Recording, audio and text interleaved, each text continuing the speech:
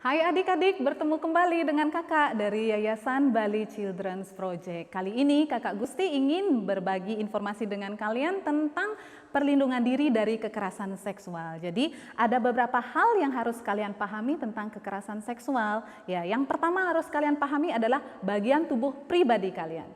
Oke, yang kedua, sentuhan. Karena sentuhan itu ada dua jenis, ada sentuhan aman dan sentuhan tak aman. Yang ketiga, yang harus kalian pahami adalah jenis-jenis atau bentuk-bentuk kekerasan seksual. Dan yang keempat, yang harus kalian pahami adalah apa yang harus dilakukan jika kalian dirayu-rayu oleh orang tertentu dengan hadiah dan lain sebagainya. Oke, jadi kita bahas satu persatu ya. Yang pertama, oke, jadi kalian harus paham tentang bagian tubuh pribadi kalian. Apa saja bagian tubuh pribadi kalian? Oke, ikuti kakak ya. Mulut, dada, perut, selangkangan, dan pantat. Ulangi lagi sekali. Mulut, dada, perut, selangkangan, dan pantat.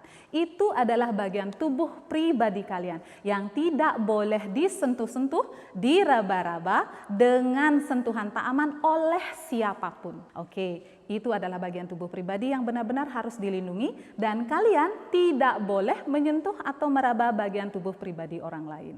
Oke, jadi sudah paham tentang bagian tubuh pribadi ya? Kakak akan lanjutkan bagian yang kedua, sentuhan. Sentuhan itu ada dua jenis, ada sentuhan aman dan ada sentuhan tak aman.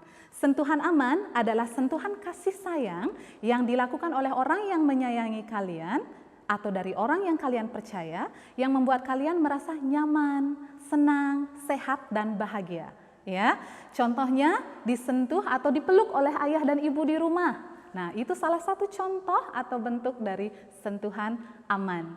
Mungkin kalian pernah bertanya, kalau saya disentuh oleh dokter itu sentuhan aman atau tidak ya?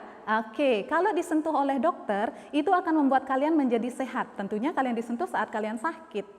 Jadi itu merupakan sentuhan aman. Namun ingat, saat disentuh atau diperiksa oleh dokter, kalian harus selalu ditemani oleh orang tua atau orang dewasa lainnya. Ya, jadi itu adalah contoh-contoh dari sentuhan aman. Nanti kalian bisa berbagi komen di bawah. Apalagi contoh yang lain, oke?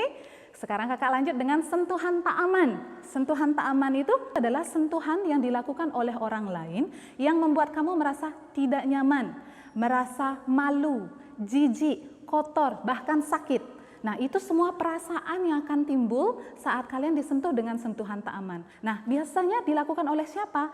Sentuhan aman atau sentuhan tak aman itu dilakukan bisa oleh siapa saja. Khusus untuk sentuhan tak aman bisa dilakukan oleh orang yang tidak kita kenal juga. Ya, kalau sentuhan aman yang membuat kamu bahagia tentu saja disentuh oleh orang tua kalian. Tapi kalau sentuhan tak aman bisa saja dilakukan oleh orang yang tidak kita kenal. Oke, dan bisa juga dilakukan oleh orang terdekat kita. Jadi kalian harus tetap waspada.